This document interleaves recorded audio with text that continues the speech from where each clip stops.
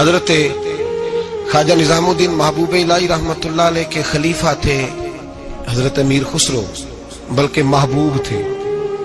کبھی کبھی خلیفے اور محبوب میں بھی فرق ہوتا ہے، بلکہ محبوب تھے حضرت امیر خسرو رحمۃ اللہ علیہ۔ تو بادشاہ کے وزیر تھے۔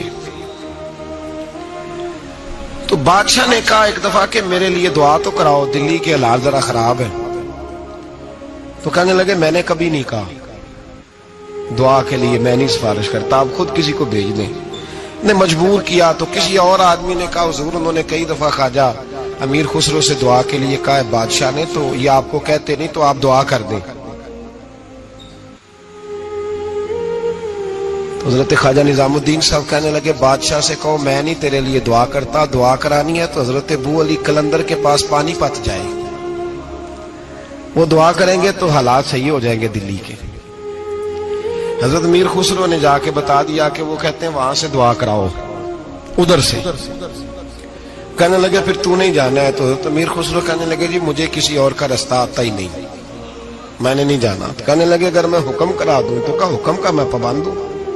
حکم ہو گیا حضرت خواجہ نظام الدین صاحب کی طرف سے کہ جاؤ پانی پت۔ حضرت امیر خسرو گئے حضرت ابو علی قلندر کے پاس، ان سے جا کے دعا کرائی۔ پانی پت بڑی دور ہے دلی سے، دعا کرائی تو کہا بادشاہ سے کہنا حالات صحیح ہو جائیں گے، اور جب صحیح ہو جائے نا تو پھر میرے پاس آئے، صحیح ہو جائیں۔ دعا کی تو اگلے دن ہی معاملات بہتر ہونے لگے۔ ایک ہفتے میں سب چیزیں بادشاہ کے کنٹرول میں آ گئیں۔ گھوڑے پہ بیٹھا، مٹھائی لی، پھل لیے، پانی پت گیا، حضرت سے جا کے کہا حضور میں حاضر ہوں، کیا بتانا تھا آپ نے؟ آپ فرمانے لگے تو نے دعا کے لیے خواجہ نظام الدین صاحب سے کہا تھا، تو انہوں نے کیا کہا؟ کہ جناب انہوں نے کہا آپ سے دعا کرائیں۔ فرمانے لگے میں دعا کروں جو ہر جمعرات خود خواجہ نظام الدین صاحب سے دعا کرانے جاتا ہوں، ہر جمعرات جاتا ہوں دلی اور ان سے دعا کرا کے آتا ہوں۔ تجھے پتہ یہاں کیوں بلایا ہے؟ یہ بتانے کے لیے کہ تیرے حالات خراب کیوں ہوتے ہیں۔ کہ حضور کیوں ہوتے ہیں؟ فرمانے لگے تیرے حالات اس لیے خراب ہوتے ہیں کہ تو حضرت خواجہ نظام الدین صاحب کی قدر نہیں کرتا، ان کی قدر شروع کر دے، میرا وعدہ ہے تیرے حالات صحیح ہو جائیں گے۔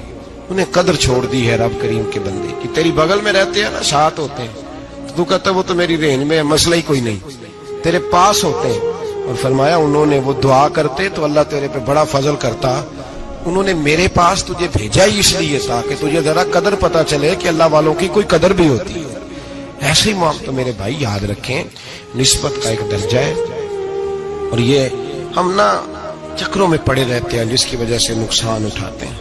اپنے آپ کو سمیٹ کے رکھیں، نظر پر، زبان پر، سوچ کو پابند رکھیں، اور سیدھا سیدھا جب خیر لینے کا ارادہ بندہ کر لیتا ہے تو پھر اللہ اس کے لیے اسباب بھی پیدا کر دیتا ہے، اور جس کی گردن اکڑی رہتی ہے اس کا نقصان ہوتا ہے۔